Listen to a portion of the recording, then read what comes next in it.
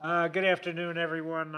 I'd like to call to order this September 22nd, 2025 meeting of the Town of Kiowa Island Board of Zoning Appeals. I'm Frank Cassidy, the board chair. In addition to myself, members hearing the case today are Ben Farabee, Jay Lewis, Morris Hannon, Lynn O'Leary, and Phil Adams on the screen.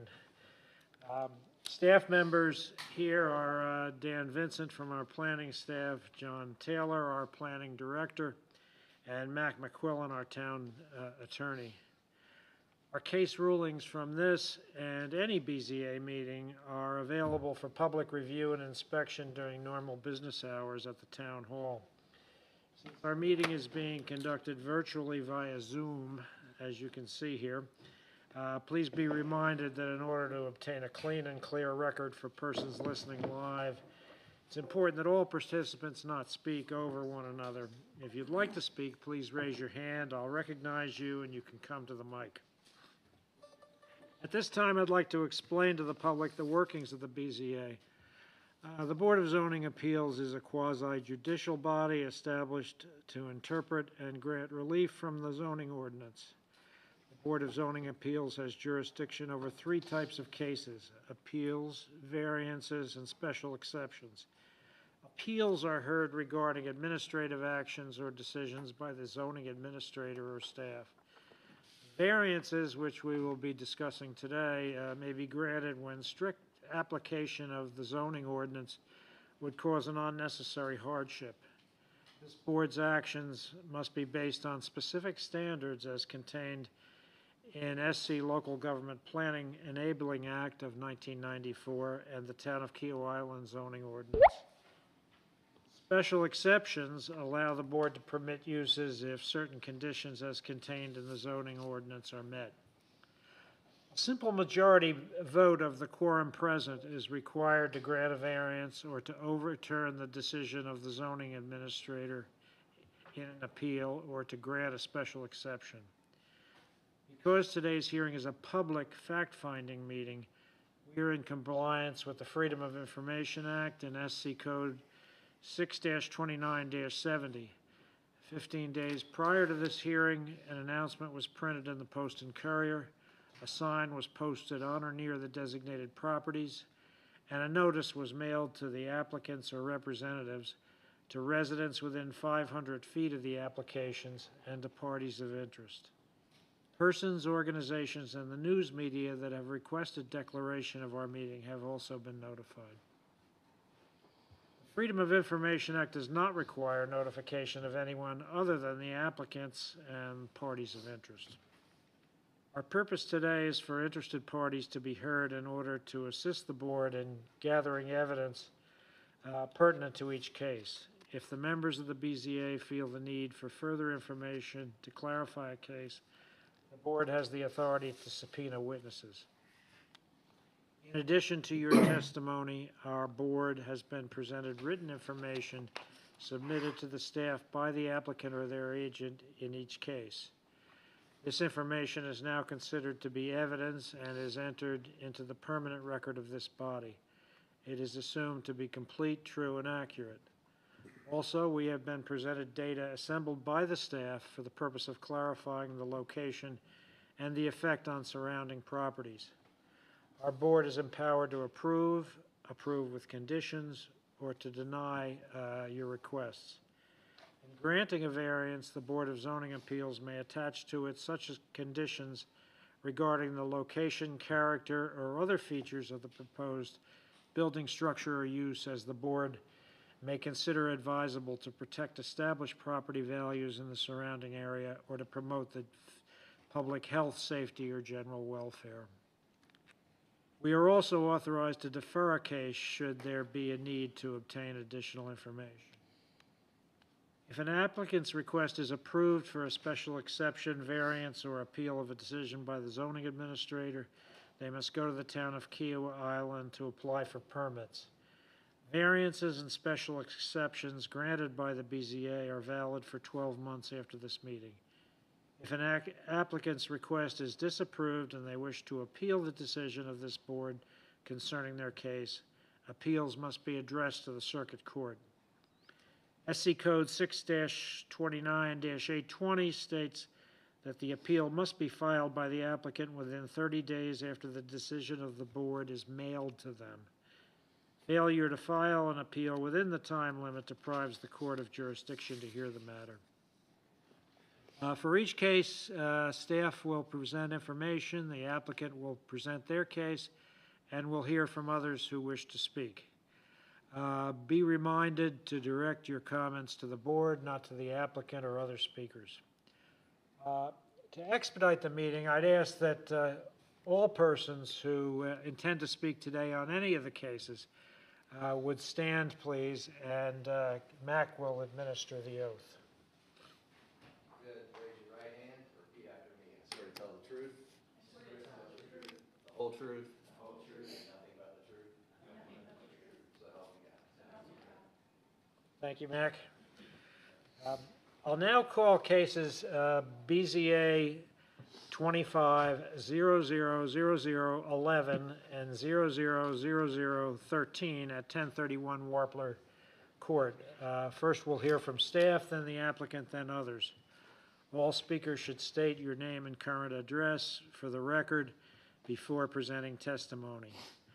I'll limit comments by the public to 3 minutes, and the applicant will have a chance for rebuttal if necessary. For those who were not here last month, we considered these cases then and deferred action to allow the ARB to complete their work, which they've done. Ben? Frank, I'm sorry if I can interrupt briefly. Mr. Sheriff and I, who both are on Zoom, are having trouble hearing. If whoever's doing the audio, video, tech stuff in the room can turn up the volume on the mics in the room, it would be helpful. Thanks, Phil. Yeah, thanks. I have a mic here. I'll make sure I'm speaking into the mic, Phil. Thank you. Frank, hit it to make sure it's on. Is my mic on? Better. Okay, good. Okay, Dan. Thank you, Mr. Chair. Our first case, first two cases today, I'll present together, and then we'll separate the votes out after we're done with the presentations. Our first case today, case number BZA 25-000011 and 13, are both variances for the property located at 1031 Warbler Court. The first request is a variance request for the increase in maximum lot coverage by approximately 0.64% or 26 square feet for a proposed addition. And then the next variance is the same property for the reduction of the required 5-foot side setback for approximately 31 square feet for a proposed addition. Property owners David L. and Catherine E. Gish are represented by the applicant, Mr. Kent Dukes. TMS number is 207-06-00-032. Property is located in the R20 residential zoning district. The surrounding neighborhood is developed primarily with single-family residential homes, and the property is subject to review by the Kiawah Island Architectural Review Board.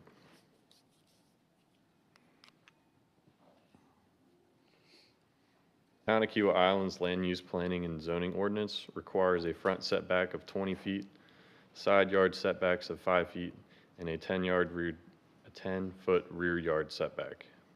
The maximum allowable amount of lot coverage is 50%. The subject property is legally non-conforming in regards to setbacks and lot coverage.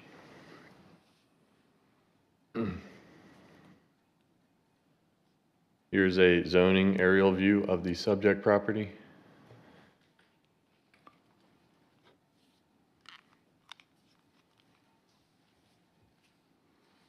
And here's a GIS aerial view from Charleston County.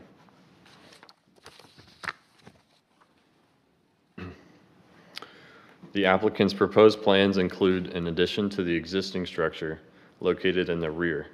The size of the new addition is approximately 64 square feet. Portions of the new addition will encroach into the side setback by approximately 31 square feet. At its furthest point of encroachment, the proposed structure encroaches 4.7 feet into the required 5-foot side yard setback. The applicant's plans also include replacing the existing landing located in the front yard.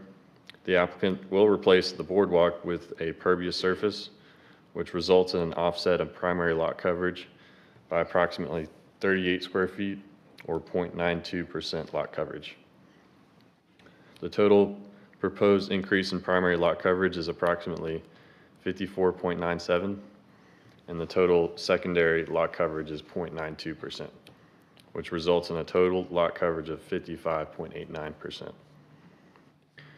The applicant has submitted to the Kiawah Island Architectural Review Board, and the KIARB has granted approval on September 4th, stating the setback and lot coverage variances are approved as the design is one that is in keeping with patterns presented in the neighborhood, and the resulting whole is well composed.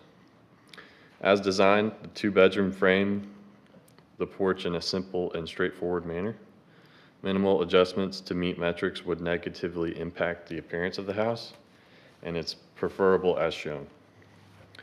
Regarding the setback encroachment, board members considered that if originally proposed, this would have been approved as the area setback encroachment is in line with what is already over the setback on that side. Regarding the lot coverage variance, other than reducing the area of addition, as discussed above, the alternative is to reduce the area of the existing deck.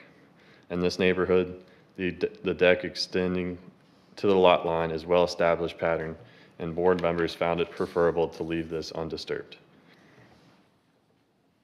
A site visit was conducted on September 5th, and the following findings relate to the variance approval criteria.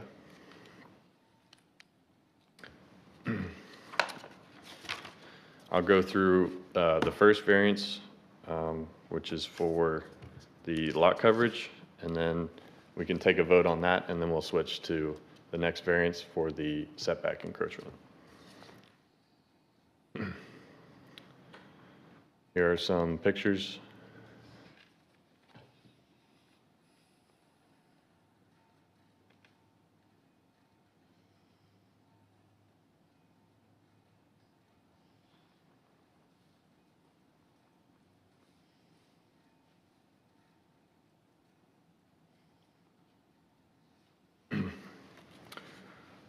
So criteria A, there may be extraordinary and exceptional conditions pertaining to the particular piece of property. There may be extraordinary and exceptional conditions pertaining to the property due to the small size of the lot. Total lot size is approximately 4,112 square feet. Per the applicant's letter of intent, quote, the unusual condition regarding this property is the lot size related to other properties in the community. Criteria B, these conditions do not generally apply to other properties in the vicinity. These conditions may be unique to the subject property and may not generally apply to other properties in the vicinity. The subject property is located in the R20 residential zoning district. Adjacent properties and properties across Warbler Court are also located in R20 residential zoning district. Existing structures in the vicinity may or may not have similar encroachments. Per the applicant's letter of intent, quote, this condition would not apply to other properties in the vicinity which exceeded the lot coverage restrictions when lot lines were established. Many of the existing properties with similar lot size are smaller 2-bedroom cottages which may not exceed lot coverage restrictions. Criteria C, because of these conditions, the application of this ordinance to the particular piece of property would effectively prohibit or unreasonably restrict the utilization. The application of this ordinance to 1031 Warbler Court would prohibit the construction of the proposed addition, as the proposed structure will increase the lot coverage over the allowable maximum 50%. However, it does not restrict the utilization. Criteria D, the authorization of this variance will not be of substantial detriment to adjacent properties or the public good, and the character of the zoning district will not be harmed by the granting of this variance. The authorization of this variance may not be a substantial detriment to adjacent properties or the public good. The proposed addition is positioned in the rear of the home and does not stretch farther than the existing portion of the rear of the home. Per the applicant's letter of intent, quote, the addition will not be visible by the addition will only be visible by one of the adjacent properties. That neighbor has voiced non-objection to the planned addition. Criteria E, granting of this variance will not allow the establishment of which, the Board of Zoning Appeals shall not grant a variance, the effect of which would be to allow the establishment of a use not otherwise permitted in a zoning district, extend physically a non-conforming use of land, or change the zoning district boundaries shown in the official zoning map. Granting of this variance would not allow the establishment of a use not otherwise permitted, extend a non-conforming use of land, or change the zoning district boundaries. Per the applicant's letter of intent, quote, the planned addition would add approximately 64 square feet to the lot coverage calculation. However, this will be reduced to 26 square feet by replacing the front boardwalk with pervious pavers. The lot coverage percentage will slightly increase. Criteria F, the fact that the property may be utilized more profitably should a variance be granted may not be considered grounds. The BZA may not consider profitability when considering this variance request. Per the applicant's letter of intent, quote, the addition being planned is not for profitability. Criteria G, the need for this variance shall not be the result of the applicant's own actions. The need for the variance may not be the result of the applicant's own actions. The existing structure is legally non-conforming regarding lot coverage and setbacks, and the home was constructed in 1976.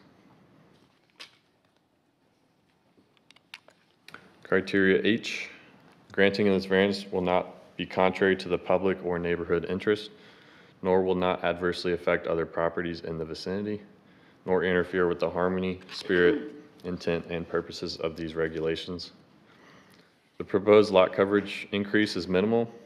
The applicant is also partially offsetting the new lot coverage by replacing the existing entrance walkway with pervious pavers. Per the applicant's letter of intent, quote, the planned addition would allow approximately 64% to the lot coverage. However, this will be reduced to 26 square feet by replacing that boardwalk with pervious pavers. Criteria I, granting of this variance does not substantially conflict with the comprehensive plan or the purposes of this ordinance. Granting of this variance may not substantially conflict with the comprehensive plan or the purposes of this ordinance. This concludes staff's presentation for BZA case 11. I can continue to 13 if we want to do them together, or we could take separate votes. Yeah, why don't we do that, and then we'll take the votes separately. We'll have Mr. Duke and others talk after you're finished. Okay. Any questions at this point for Dan? Just a question, you said you did a site survey on September 5th. Yes. Had anything physically changed between our last meeting and this meeting, other than the administrative part of the ARB? No, the staff didn't notice any changes. Okay. I can defer to the applicant if they'd like to speak, but staff did not notice anything. Okay, Dan, let's go on. We'll proceed to case number 13, and this is a variance for the reduction of the required 5-foot side setback for approximately 31 square feet. Criteria A, there are extraordinary and exceptional conditions pertaining to the particular piece of property. There may be extraordinary and exceptional conditions pertaining to the property due to the setback lines of the property being established after construction of the property. The residence was constructed in 1976, according to Charleston County records, and the recorded plat dated June 2nd, 1976, indicates a 0 lot line on the left side of the property. Under current regulations, the Kiwa Island property setback appendix requires a 5-foot side setbacks on both sides. Per the applicant's letter of intent, quote, "The setback lines for the property were established years after the cottage was built. Since the property has zero lot line setbacks on both sides with the adjacent properties, the existing setback lines show the house to be invading the setback areas on both sides." Criteria B, these conditions do not generally apply to other properties in the vicinity. These conditions may be unique to the subject property and may not generally apply to other properties in the vicinity. While all currently developed lots on Warbler Court are subject to either a 5-foot or 7-foot side yard setback encroachment, the recorded plat reflects a zero lot line condition on one side of each lot. The majority of developed lots on Warbler Court utilize one side as the zero lot line. The subject parcel is zoned R20 Residential Overlay District, consistent with adjacent properties. Existing structures in the vicinity may or may not have similar encroachments based on current setback standards. Per the applicant's letter of intent, quote, "The condition of having both sides of the house encroaching setback areas is unique." Criteria C, because of these conditions, the application of the ordinance to the particular piece of property would effectively prohibit or unreasonably restrict the utilization of the property. Application of the ordinance to the subject property would prohibit the construction of the proposed addition due to the encroachment into the required 5-foot side yard setback.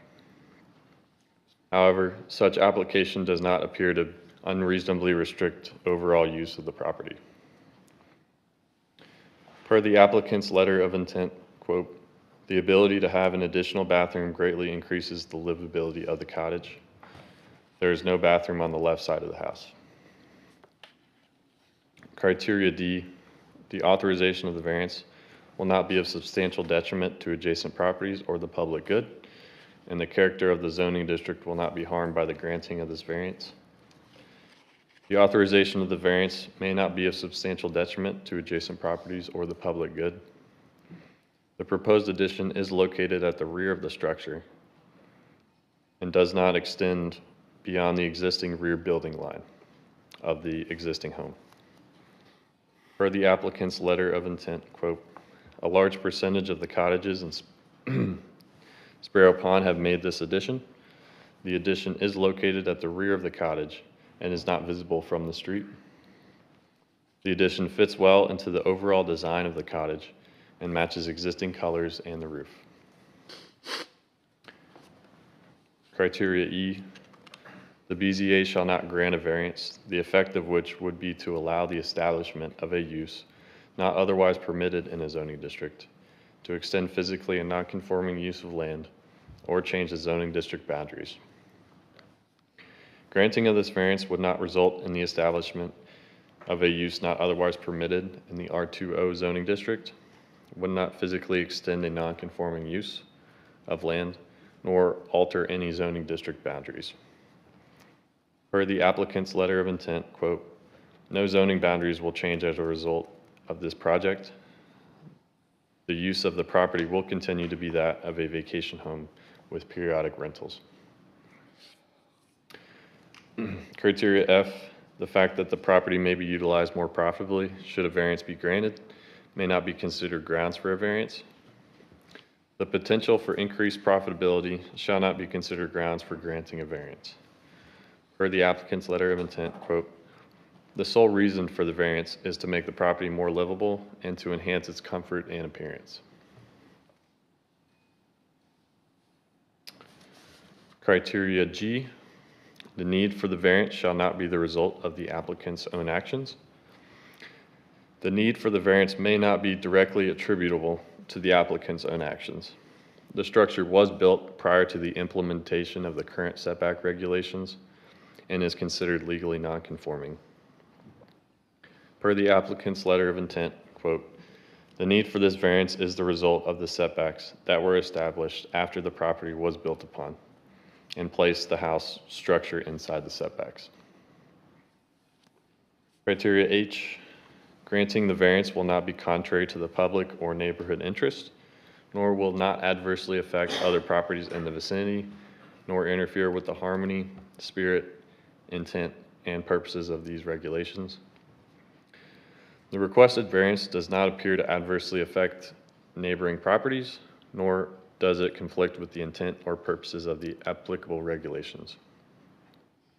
The proposed side setback encroachment does not exceed the extent of the existing structure. Per the applicant's letter of intent, quote, granting the variance will allow significant improvement in the appearance of a property built approximately 45 years ago and continue to foster improvements that have been made and are being made in the Sparrow Pond community. Criteria I, granting of this variance does not substantially conflict with the comprehensive plan or purposes of this ordinance.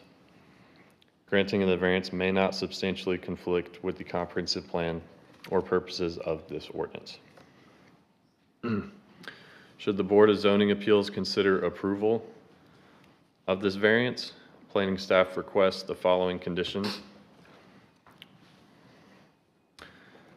Number one is the applicant shall provide an as-built survey to the planning director, ensuring the proposed addition conforms to the requested and approved encroachment. And number two, prior to the issuance of a zoning permit and construction, the applicant shall provide a landscape plan to be approved by the planning director, showing the enhanced landscaping corresponding to the proposed additions, providing buffering to the street and adjacent properties. Thank you, Dan. Any further questions for Dan? Mr. Dukes or anyone else who want to make some comments?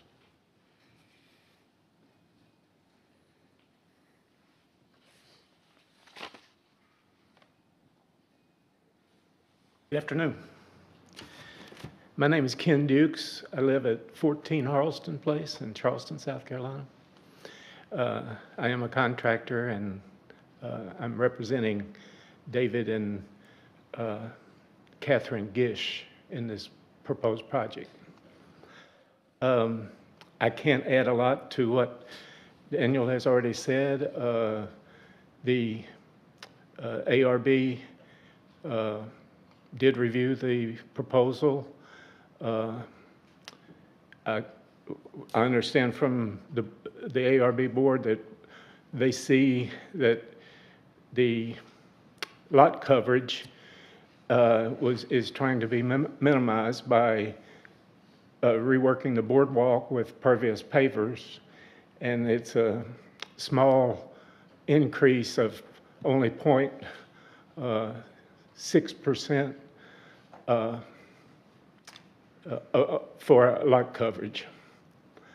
The lot, and bringing the addition out even with the porch is a much more attractive design than trying to minimize the addition by lowering the lot coverage.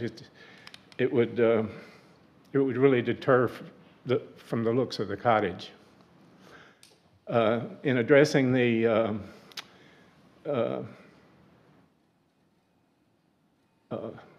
setback lines, I thought the ARB made a very significant point that if this proposal had been made before the setback lines were established, it would almost very likely have been approved, because then it would have been grandfathered in with the existing setback area that's grandfathered. So the existing setback area is about 53% lot coverage. I mean, it's about 3% over the 50% limit, and this makes it about 54 or a little less than 54%. Thank you, sir. Any questions for Mr. Duke? Okay, we're going to take these cases. Thank you, sir. Okay, thank you. We'll take these cases one at a time. So first, with regard to case 11, which is the request for an increase in minimum lot coverage. I'd entertain any motions anyone would care to make. I make a motion that we approve motion for 00011. Motion is made to approve, I'll second it. second by Morris. And is there any further discussion? Hearing none, I'll take the vote. Ben? Yes. Jay? Yes. Morris? Yes. Lynn? Yes, Phil? Yes. And Frank, yes. So it's unanimous. That one is approved. So let's move on to case 13, which is the reduction in the required 5-foot side setback for approximately 31 square feet. Again, I'd entertain a motion here. I motion that we approve this one as well. Is there a second? Just a question, Lynn. There was also two conditions, I think, that they had put yeah, under I the should've landscaping and the as-built. You want to add the two conditions Yes, to this? keep those two conditions for the landscaping and the as-built Then I'll second. survey. Thank you, Jay. Second by Jay. Any further discussion? Okay, hearing none, we'll take the vote. Ben? Yes. Jay? Yes. Morris? Yes. Lynn? Yep. Phil? Yes. And Frank, yes. So that's unanimous as well. So both these are approved, and that concludes our consideration of case 1031 for case 1031 Warbler Court. So we will proceed now to 138 Blue Heron Pond, which is case BZA 25000014. And we'll be using the same procedure as before. And Dan, you're up. Thank you, Mr. I'm sorry, Chair. Frank, if I could interrupt again. Sure. Whoever's in charge of the video feed, the only video feed I'm getting is the Town of Kiowa Island logo. If somebody could mess with the selections that the camera is making to get me a camera view of the chambers, it would be appreciated. Thank you. I got it, thanks. Oh, good. Okay, that was fast. Okay, Dan, it's all yours. Okay. Our next case today is case number BZA 25-000014. The applicant and property owners, John and Kelly Cherf, represented by Jed McLuhan, are requesting a variance for the reduction of the required 30-foot side yard setback for approximately 42 square feet for a proposed HVAC stand. TMS number for the subject property is 265-02-00-064. And again, the property location is at 138 Blue Heron Pond.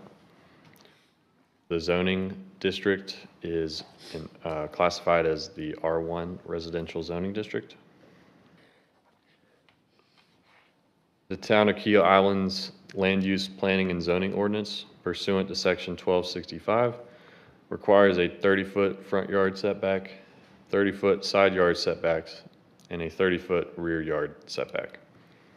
The maximum allowable lot coverage for the subject property is 33%.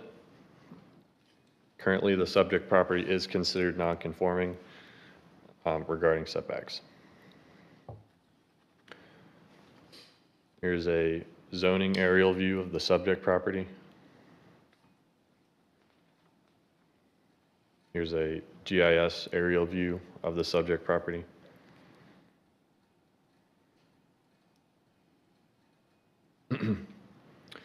The property has been recently developed as a single-family residence.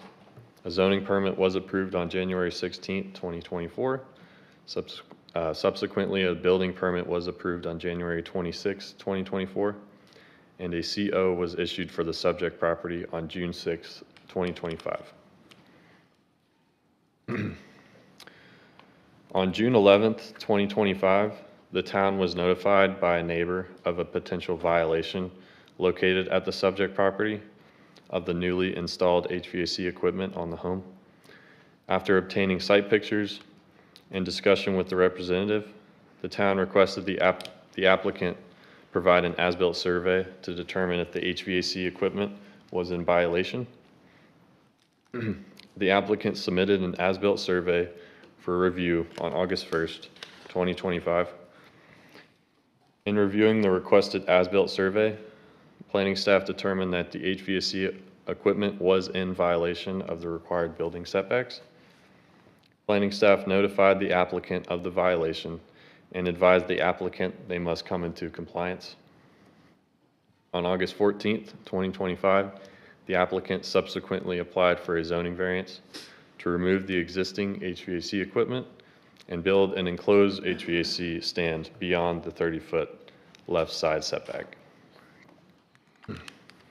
The applicant's proposed plans include the installation of an HVAC stand that would encroach into the 30-foot side setback by approximately 4 feet. The requested variance seeks relief for approximately a total of 42 square feet for the encroachment into the side setback area. The proposed HVAC stand is approximately 26 feet from the adjacent property line. The proposed HVAC stand is intended to replace the existing HVAC equipment currently in violation of the zoning ordinance. The current total lot coverage is 26.2%, 0.09% of which is pervious. The proposed HVAC stand will add approximately 42 square feet, resulting in a total proposed lot coverage of approximately 26.4%.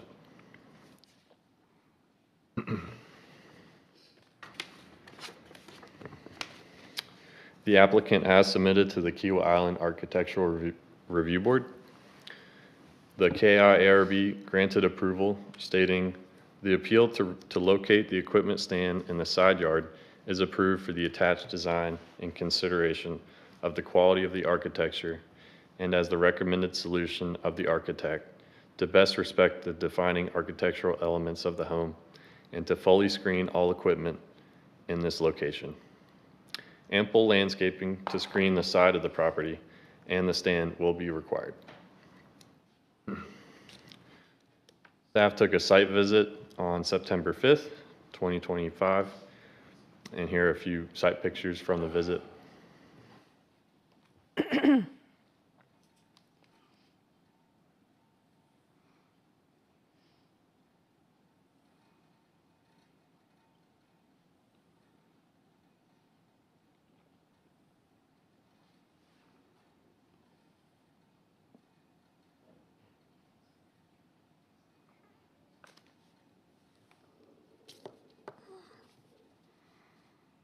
The picture on the left that you're seeing currently is the picture of the current HVAC equipment installed on the home that it is in violation of the zoning ordinance.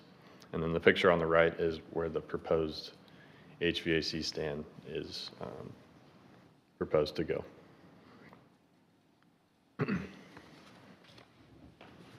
Move on to the variance approval criteria. Criteria A, there are extraordinary and exceptional conditions pertaining to the particular piece of property. Staff finds that there are extraordinary conditions that may qualify as extraordinary or exceptional for this property. Per the applicant's letter of intent, quote, the property is located in a LIMWA zone, which provides limited opportunities for utility services to the home. The side setbacks are somewhat more restrictive at 30 feet for a residential property. Criteria B, these conditions do not generally apply to other properties in the vicinity. These conditions may be unique to the subject property. The property is located in the R1 residential zoning district. Adjacent properties along Blue Heron Pond Road are also located in the R1 residential zoning district. Existing structures in the vicinity may or may not have similar encroachments. Per the applicant's letter of intent, quote, "The Linwood designation is a fairly new flood designation that didn't apply to neighboring properties when built." Criteria C, because of these conditions, the application of this ordinance to the particular piece of property would effectively prohibit or unreasonably restrict utilization of the property. The application of this ordinance to the property may not prohibit or unreasonably restrict the utilization of the property. Per the applicant's letter of intent, quote, "These conditions don't prohibit the utilization, but would require an aesthetic location that isn't supported by neighbors." Criteria D, the authorization of a variance will not be of substantial detriment to adjacent properties or to the public good, and the character of the zoning district will not be harmed by the granting of this variance.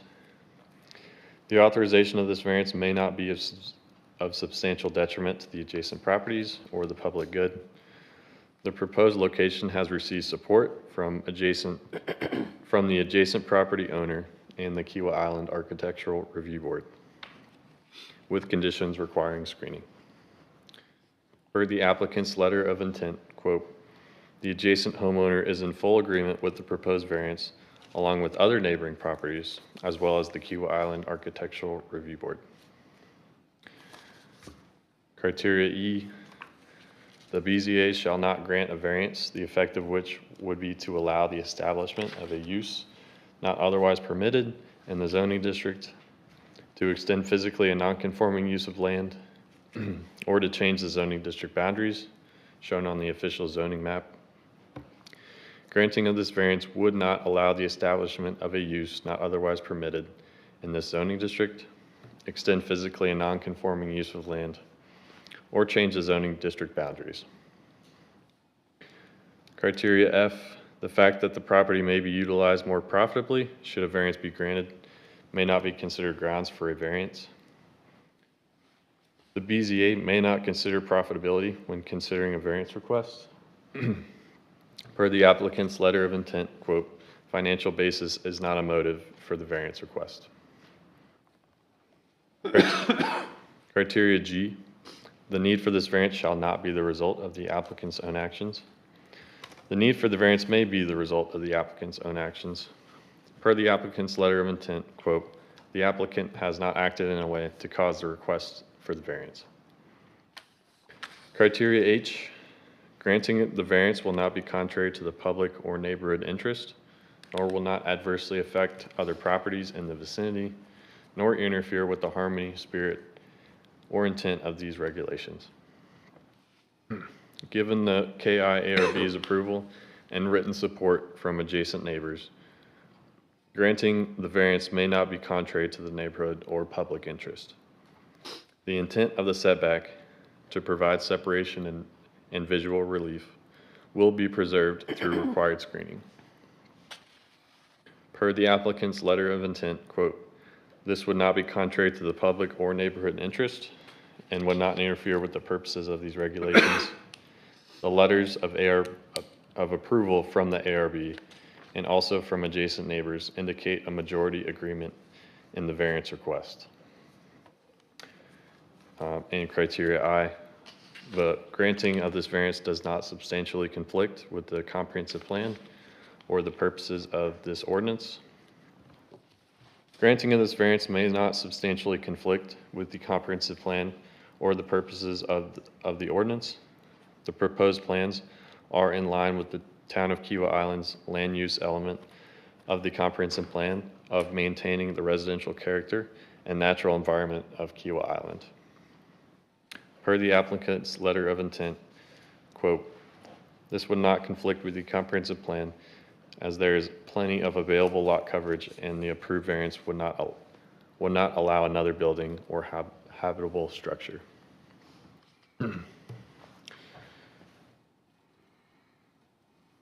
Should the Board of Zoning Appeals consider approval of the variance, planning staff requests the BZA consider the following conditions. The first of which, number one, the applicant shall provide an as-built survey to the planning director, ensuring the proposed addition conforms to the requested and approved encroachment.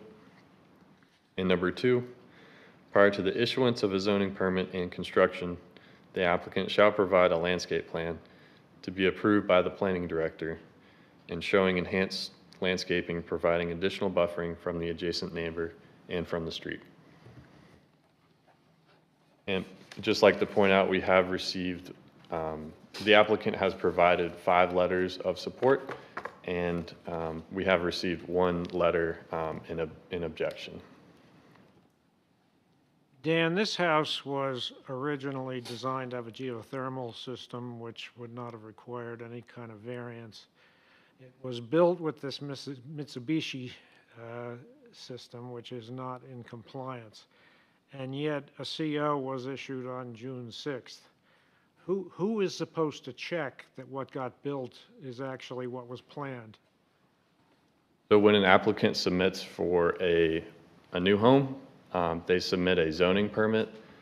At the time, the zoning permit was submitted in January 16th, 2024. In that zoning permit, it will show the applicant's plans to build anything and everything on the home. And those plans did not include that HVAC equipment. And if it was included, it was not labeled. And Yeah, so I get that. And But so that's when not what happened. So who's supposed to check? Well, the building department makes several inspections, but they don't check for setback encroachments. They check for different, But wouldn't they have checked if it was supposed to be on the original plan for geothermal, and then they do a site visit, and there's these big units attached to the house? Would he have not seen that? I mean, I'm just curious, where did we miss this? If there had not been a complaint on June 11th, we wouldn't even be here today, which doesn't strike me as a really good process. So the question is regarding the actual HVAC equipment that's on the side of the house. Typically, we would have seen that on a set of zoning plans, which would have triggered the setback encroachment. Since they weren't on the set of zoning plans that would trigger a setback encroachment, then that plan was approved and moved to the next phase of the building process, which is our building review. Upon building review, as Daniel stated, they aren't checking for setback encroachment during that review process. Now, we would look at specific building corners to ensure that that meets the setback. But this was in a particular case where this example, where it's very without additional details to know exactly where that equipment would overhang, the set of plans would have not shown that until there was more documentation submitted. Right, but when we went to do the final certificate of occupancy, would we have not noticed that that was there and it was never on, it was supposed to be all geothermal? So even as he went through the planning and I mean, we see the building inspector all the time on our street because we have construction. Mm-hmm. Are they not looking at the plan as in comparison to what's actually happening? Yeah, I mean, Pretty much a question, isn't it, Frank? Yeah, I mean, this is not directly on point with whether we grant the current variance or not, but I suggest that our process for determining whether what was built was actually what was originally in the plans ought to be looked at. yeah, and to that particular point, we have administered a new sort of process where as-built survey would be required for projects after its construction. So that would at least give us the ability to check to see what's been actually built compared to what was originally submitted in the actual plans. So that's something that the town we put into place subsequent to this particular application, but that was one of the things that we. So is that to say that once you got the as-built survey, it would have shown this issue and you would have reacted to that? Correct. Is there a responsibility from the builder when they make a change like this on a plan that's approved for geothermal to contact the town and say, we're changing the direction on this and we're going to do this? Any changes that are different from what was approved should be noted to the town, whether that's. To the representative, let's. But I would defer that to the Okay. representative. Yeah. Okay, sorry. Any other questions for Dan? So or you're saying John? what was- Yes, Ben. What was originally approved You have one, go ahead. wasn't what actually was, it's there now? Is Correct. that correct? Correct. John, and I don't remember seeing this Linois criteria or flood designation previously. Is this something we're going to see more? And The short answer is possibly just knowing the For me, I hesitated there just because Blue Heron Pond and the location of this was a little bit strange to have that on that particular site. But typically, we only see it on beachfront properties or properties where there's a good significant of potential inundation or wave action, rather. That's a question I can't answer confidently to say, are we going to see more of these more regular right now? okay. Ben, you had a question? Yeah, was this structure approved, the east side, right at the setback? I mean, is that the way it was approved? Say that one more. The structure, when it was positioned in the lot, it's at the east side of it, the setback, the side in question. Was it originally approved Yes, right at the line? the original set of plans mirrored what you see here. You asking if there was a shift in the set of house, the actual building site, a shift in the actual site plan since it was originally submitted? I'm just trying to determine, did everyone know when it was approved that it was put right at the setback? That's what I want to know. The building itself Yes, meets the the building. criteria. We're talking specifically about the equipment that's encroaching. The building itself meets it. I'm talking about what was put at the setback line. Was the structure put at the setback line? Yes. Okay. Which is hardly unusual. Pardon me? It's not unusual. I understand that, but I think everyone would know that too. Yeah, that's So- right. Okay, go ahead. That's my question. Okay. Any other questions? Anything else for John? Okay, is Mr. McClellan going to speak for the applicant?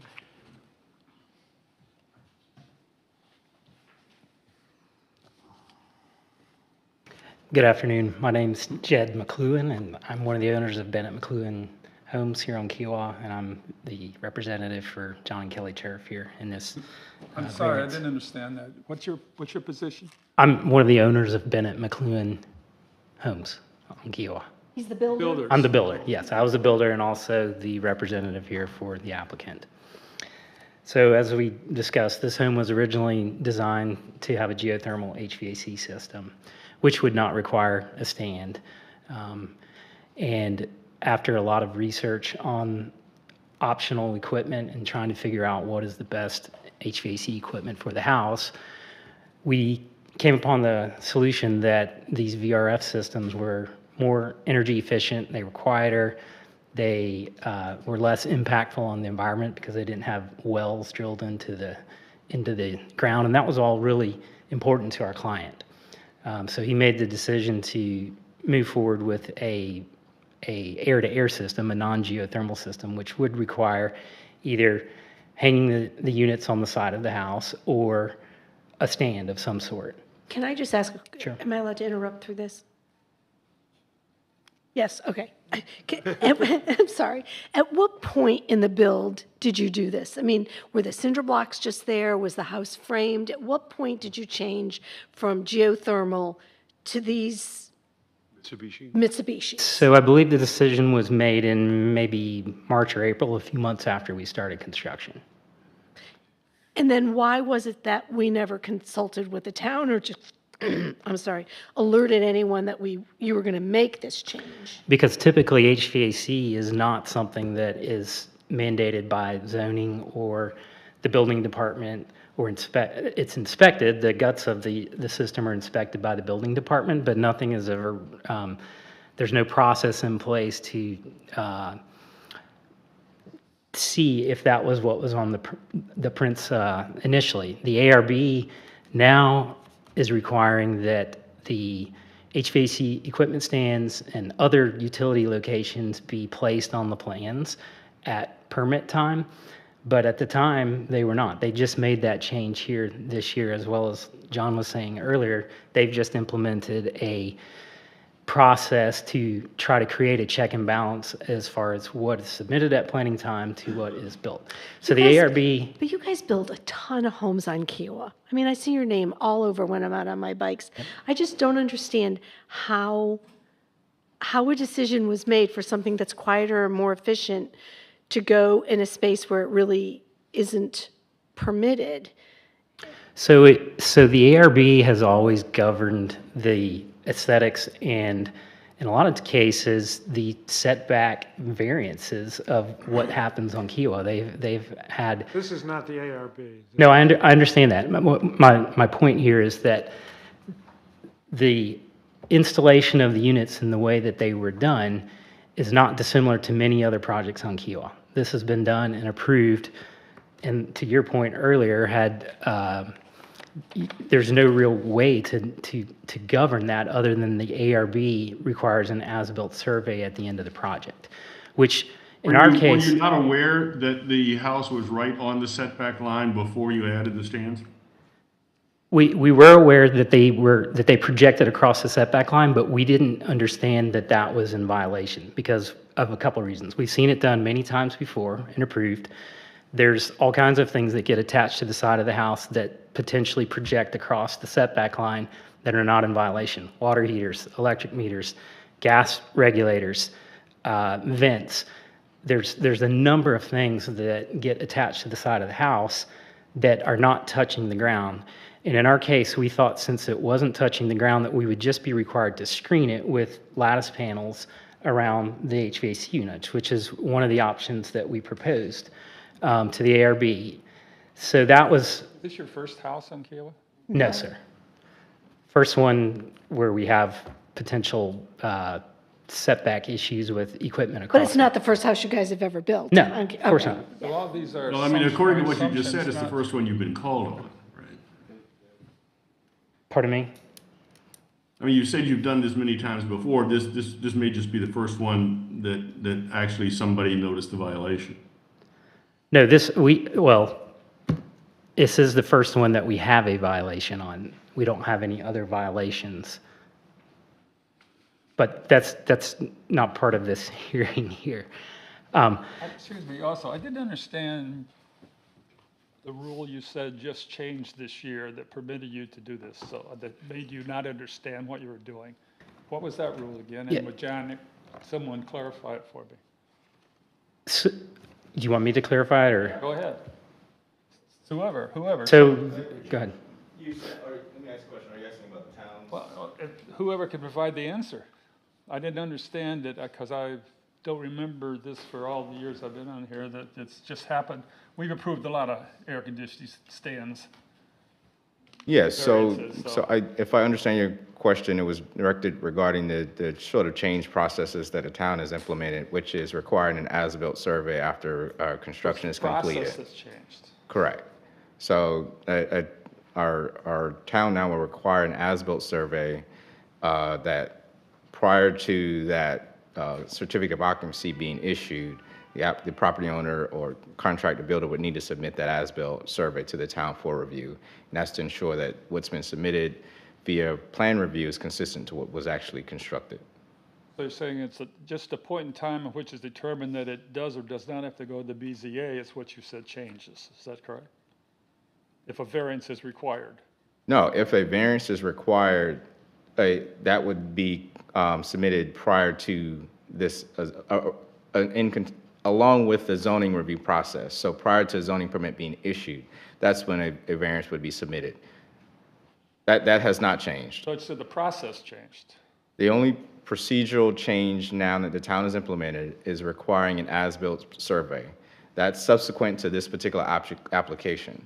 So the town now will require an as-built survey be submitted for review. And is the building inspector also checking more thoroughly from plans to make sure that that's being followed along the way so they don't get to this point? Does that make sense? Yeah, so as part of that as-built will allow us to see specifically, number one, I think, for potential violations and setback incursions or encroachments where a structure may have been built in the field closer to the setback line than what was actually on the set of review drawings. Okay, but Mr. McLuhan, my question is that in item G, it says, "The need for this variance shall not be the result of the applicant's own actions," but this is totally in the result of his actions. I just want to say, as I take my seat, I wanted to know, there were a lot of questions, so as to help us keep the record, if we can just allow the applicant to finish his opening Oh, statements sorry, and then I kind of. interrupted. Yeah, Fair so, enough. yeah. All right, Mr. McLuhan, sorry for the interruptions. No problem. I anticipated that being a question. So I'm just going to finish with my presentation and then allow you guys to ask whatever questions you like. So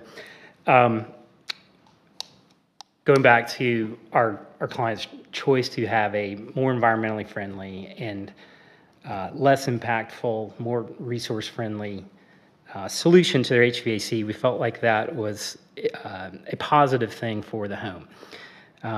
There's every detail that they've implemented in the house has been in an effort to try to be an asset to the neighborhood. That lot was originally 2 lots that they combined to try to effectively eliminate one house on the street to try to create some more privacy for that part of the neighborhood.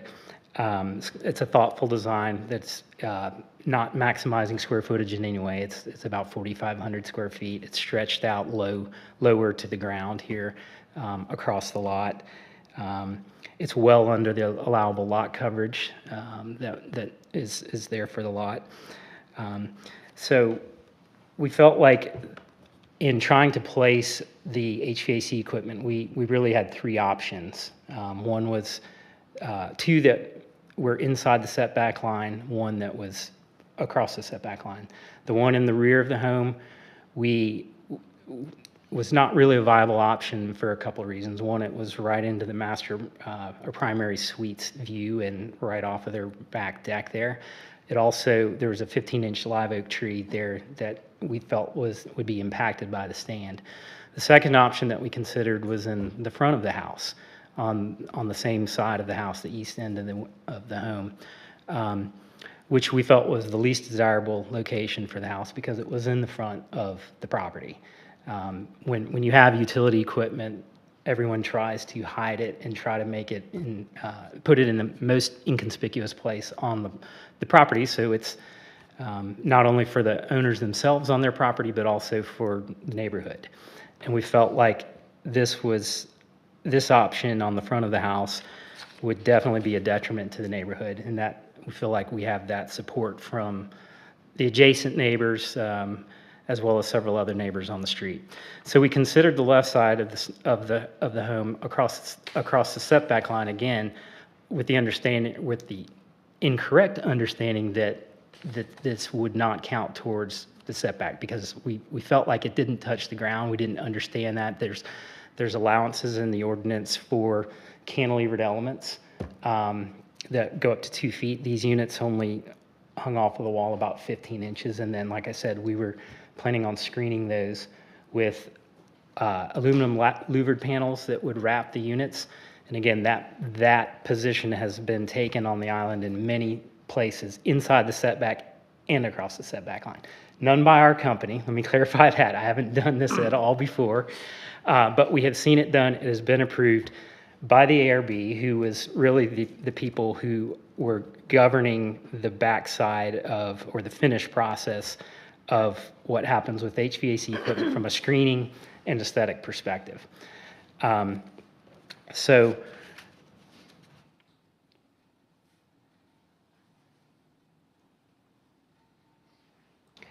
we went to the ARB and requested a variance for creating a stand. And this was largely 2 reasons. One, we were notified that we were not in compliance with the guidelines.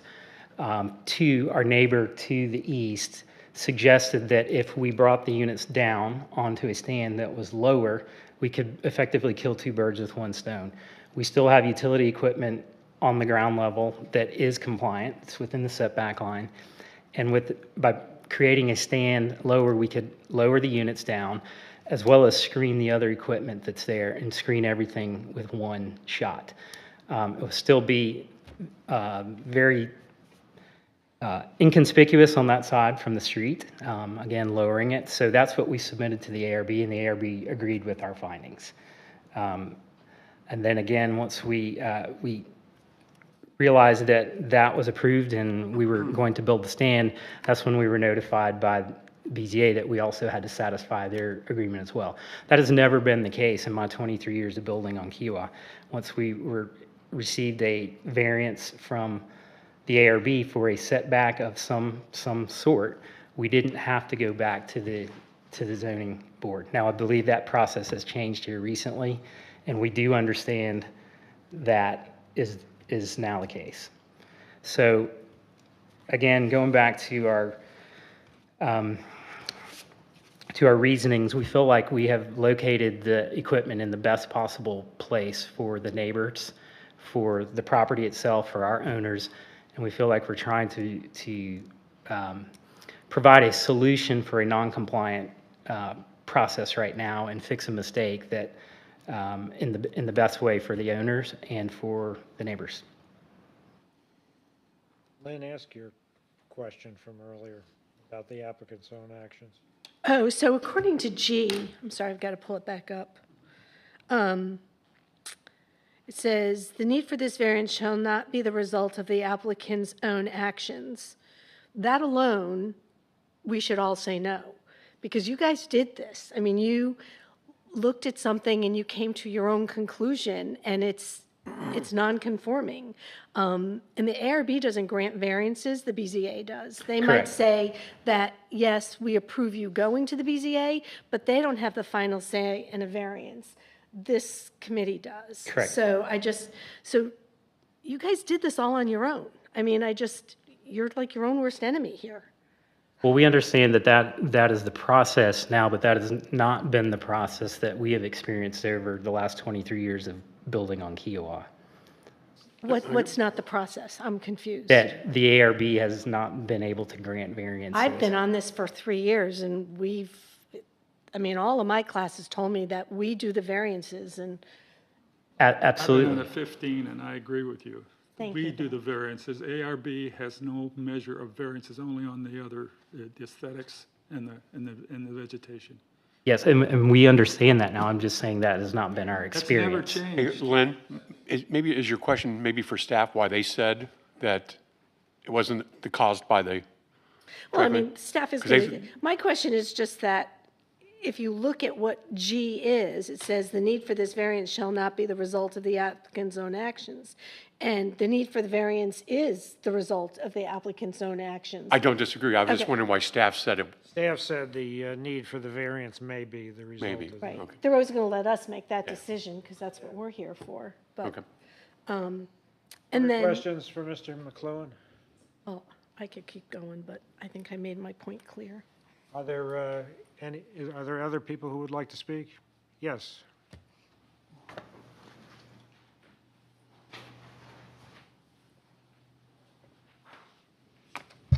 I'm Maura McIlvaine, 146 Blue Heron Pond Road. I submitted something to this body on September 16th. Obviously, I'm not going to go through those comments. I did want to amplify a couple of them to further give a basis to conclude that 12-163.4 is just not met here. Let me start with this. One of the supposedly extraordinary and exceptional conditions on this property is the 30-foot side setback. So since I sent my letter in, I did some more research in our neighborhood on the plats. Here's what I found. 134, 136, 137, 138, 139, 141, 142, 143, 144, 145, 147, 154, 156, and 160 all have 30-foot side setbacks. Next, there was some discussion of, I'll call it the LIMWA. I'm not quite sure. There are a bunch of initials. Limit of Moderate Wave Action Classification. And that's also in the contractor's letter, that's fairly new. I'm retired. I did some research. It looks like it was first proposed by FEMA in December of 2008. fairly new. FEMA map shows property falling in this classification on Blue Heron Pond Road. It's basically the entire side of Blue Heron Pond Road north of Blue Heron Pond, including my property. So it's neither extraordinary nor exceptional. I would also say that since '08, when the FEMA limit of moderate wave action was proposed, at least the following houses have been built on lots on this side of Blue Heron Pond Road: 107, 109, 114, 115, 116, 117, 119, 125, 128, 136, 138, 140, 144, 146, 150, and 152. We are all affected by this limit of moderate wave action classification. And let me tell you what it does. What it says is our utilities have to enter the home in the same place, in a central place. It doesn't mean that's where all the utilities have to be hung or attached or otherwise, given into the house. I will reiterate that the owners have admitted a variance is not required for them to utilize the property, which is the third criteria. I will also highlight that they have acknowledged the units can be placed within the envelope of the home in 2 different places, which does not require a variance. And importantly, they say the ARB granted a variance and doesn't want it on the front of the house. And if you look at the neighbors' letters, they all say, we don't want it on the front of the house. There's a space on the back of the house, where it could be hung. And the builder tells you, well, that would be something that might be visible from the owner's bedroom. Well, just put a box around it. That's what a lot of people do. I will just add this. 12-163-4 is meant to give all property owners an assurance that variances will not be granted in the ordinary circumstance, but will be granted only under certain limited circumstances. If this is the kind of case where it's going to be circumvented, even though a number of the criteria are not met, I would encourage this body to just tell the town to repeal the ordinance. Thank you. I have a question. Yes, sir. When you bought the property, or when you planned your house, did you know that the variance on the east side was 30 feet? Your mic. When you bought the property or started the planning the house, did you know that the variance on the east side of the house would be 30 feet? So on my house, which is 146, Your house. we only have 20-foot setbacks because we have a smaller lot. She's not the, I'm not the owner. I'm a neighbor who was given notice. Thank you. Mr. McClellan, can I ask withdraw one the other question. question? Oh, I'm sorry, Ben, did you have another No, I question? withdrew the question. Okay.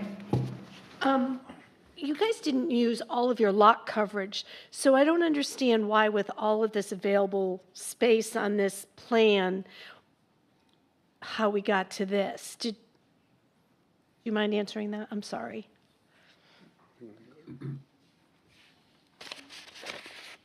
So I can't speak to the design of the home because I didn't design it. I just built the home. Okay, who was the architect? Cumulus Architecture. Okay. In rebuttal to her comments, I just had a couple quick things. So in the case of, or the point of our lot being exceptional with the 30-foot setback, there are a number of lots that are in the preserve there that do have 20-foot side setbacks, including, I think when the ARB actually created the setback graphics that changed and made the setbacks more restrictive, they did it by size of lot, generally. And the table shows that in an R1 designation that the lots would have 20-foot side setbacks, except for the fact that the town adopted the setback graphics that made it more restrictive. There are several lots, 150, Blue Heron Pond being one, that is well over 30,000 square feet, similar to ours, that has 20-foot side setbacks. So the comment of ours being exceptional, we're not the only one that has those 30-foot side setbacks. We understand that, but there are lots that are our size that do have 20-foot setbacks. we were trying to make the point that the setback is more restrictive in this case because the ARB made a more restrictive setback guideline. But you knew that when you built the house. That, I think that's the little bit of bone of contention, at least for me, one of the bones of contention. You have a large lot on Blue Heron, and yet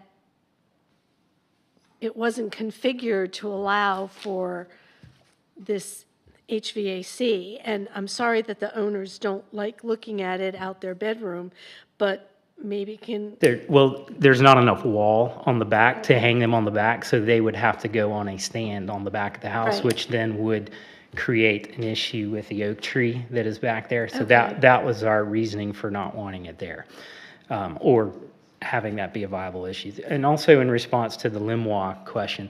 So the Limois, I think, was designated in 2008, but John, you may know this better than me, but I'm not sure when it was adopted, but it's only been adopted through the building department for a handful of years, maybe 5 or 6 years now.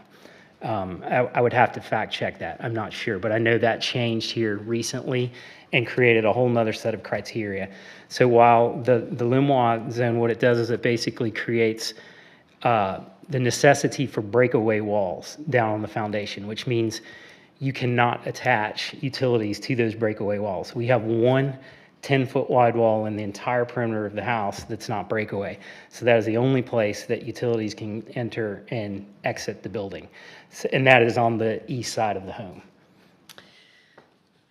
I'm just not going to beat this dead horse. Okay. Any other questions? I have a Yes, question. Ben. Why did the owners buy the additional land? Pardon me? Why did the owners buy the additional land? It was an attempt to spread out the property and create more privacy for themselves, and to try to, I guess, just have a larger lot there that they could. Again, they had never had any plans to build a massive home. It was always planned for a 4,000 to 4,500 square foot house, I believe. I wasn't involved on the early end of that, but when I got involved, that's what they had intended to do, and having a larger property would just allow them to be further away from their neighbors. So why did they push the east side right up against the lot, right up against the setback? I think it was, again, I did not design the house, so I can't really speak to why the home is pushed up against the east side setback line. If you look at the elevations of the house, it's single story on both ends of the house, and it's 2 stories in the middle. So I believe it was an attempt to try to bring the house down in scale, and in doing so, it spread the house out in width. Anything else? Any other questions? I think we had another person to. Yes, sir.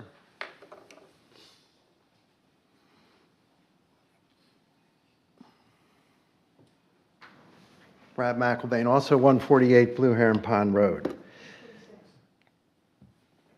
Yeah, 146, what am I talking about? Did you forget where Yeah, I you forgot my live? address, thank you. 146. One of the things I think we've talked about, and I just wanted to highlight 4 choices that the Churfs made, and they all impacted this. And there were all exit ramps where this would have not been required. The first choice is one that I'm very familiar with, because when we were designing and building our house, as has been pointed out, we had 20-foot setbacks. When we designed it, we could not fit any external air conditioning units on the side. And then the choice was, what do you do? And we decided to go with geothermal, just as apparently the Churfs decided to go with geothermal originally.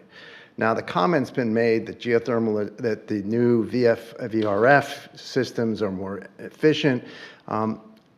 I've not read anything that says that to be true. They also say that it has less impact on the environment than geothermal. I haven't read any of that either. What I do know is geothermal is pretty expensive. It is very expensive. And I just was reminded of that when we had an issue with ours, and I was trying to figure out whether it made sense to repair or replace, and I was told what the price of a replacement unit is. So did price enter into this? Maybe. It could have been that it's just cheaper. But it was a choice. Once, as already been pointed out, once they decided to go not use geothermal, then they're putting something on the outside, and then it has to fit in with the envelope that the property has. Then they made a check. Then the third choice, the second choice was to install the system with the external units. Okay, that's fine. But then you have to make sure it fits in your envelope that you're allowed under the zoning. They didn't apparently do that. Or did they know? Did they not know? Did they not check? It appears that they should have at least checked. On this issue about whether the town requires, and I'm happy to hear that the town is now requiring an as-built drawing, because it was something I raised several months ago in town council, because it was a concern of mine that certificates of occupancy were being granted without checking to see whether all the town requirements were being met. So I'm happy to hear that that's it. The third choice is a location. We've heard, it could be in the envelope, but it's just not a location that the church like. And that's their choice. But they've said, well, we did it because of aesthetics. Look at what they did with the units. They hung them on the wall with nothing to shield them, nothing. That says what their view of aesthetics is better than anything about what they say. Don't listen to what they say about aesthetics. Look at what they did. They put up something that looks like is more applicable to a tenement than a house in Kiowa. So that's the decision they made. And the final decision was, okay, once you had the problem, and this has already been raised, why didn't you come to the town and seek a variance then? Why didn't you say, we know we're planning on building this thing, and we know it's going to be in the setback line. Why don't you ask for permission then? They didn't do that. They only asked for permission after they got caught. A neighbor raised the fact that that they believed that it was in the setback requirements. The town checked, asked for an as-built, and it was. So they've asked for a variance after they've been caught. Not when so it's asked for forgiveness, not permission. And the question is, if I could ask you to wrap up. You're over the. Sorry about that. I think the other question is, as my wife pointed out, do these zoning ordinances actually mean anything? And if they do, this has to be denied because it clearly does not meet the requirements. Thank you, sir. Any other questions from the board? We Can I have one opportunity to speak? Mr. Cherf, his homeowner, he's on Zoom, and he's going to say a few words. Yes, sir. I don't think I swore you in. Can you raise your right hand and say that you swear to tell the truth, the whole truth, and nothing but the truth? I do. First, thank you for taking your time to hear our application number one. And I'm sorry I was unable to attend. I'm not in South Carolina at the time. The last speaker indicated the price may have been a decision-making variable, and it wasn't. Actually, when taking into consideration both the federal and state rebates, it was more expensive to do the BRF than the geothermal. Our decision was really based on energy efficiency. My builder was building two simultaneous homes, same part of Kiowa, same square foot, one with geothermal, one with VRF, and the VRF was consuming about half as much energy to air condition those homes. So that was a big driver. And the technology of VRF is pretty advanced, and some of the geothermal technology is lagging. There's very few opportunities for variable flow, et cetera, et cetera. In terms of whose action is requiring this appeal, I would also add that at this point in time, there was a lot of debate about what happened, and I think Jed tried to cover that. But at this point in time, the ARB has given us one option, and that is to put these on the side of the house. They did not want to put them on the front of the house, and they don't want them where they are now. And I don't know if that considers an action requiring this application. Despite what happened in the past and any problems on any stakeholder's part, at this point in time, we have two options. We can put them on the side of the house, or we can put them in the front of the house. My adjacent neighbor, who has a setback of 20 feet, has requested putting them on the side of the house. He absolutely objects to putting them on the front of the house. My other neighbor, adjacent neighbor, absolutely does not want them on the front of the house. I think today, based on the action, I guess I would call it the action of the ARB, who also wants them on the side of the house. That's our application, and I'm happy to answer any additional questions anyone may have. Thank you, sir. Oh, I really can't hear you, I'm sorry. Thank you, sir. Oh, yes. Does anyone have any additional questions? Any questions for the owner? No. All right, thank you, sir. Thank you. All right, I think we're done here. I'll consider any motions that anyone would like to make. I have a motion to deny the variance because he does not meet A, B, and G. I will second it. Any further discussion? All, okay, let me call the roll. Ben? I agree. I agree with the Yes. motion. Oh, thank you, Ben. Yeah.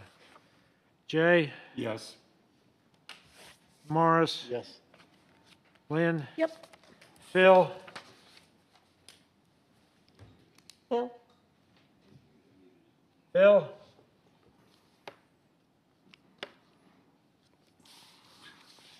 I'm sorry, I was on mute. No. No or yes? And Frank, yes. So the motion to deny the variance request is passed 5-1. And I think Lynn stated the reasons why and the criteria. Just to state for myself, I have a lot of trouble getting by the result of the applicant's own actions. It's hard to get around that for me. All right, that's the end of 138 Blue Heron Pond for today. Is there any further business? Dan? We will have a meeting next month, and we will have 2 applications for that meeting. How many applications? 2. At least 2? At least 2. I will not be here. All right, thank you, everyone.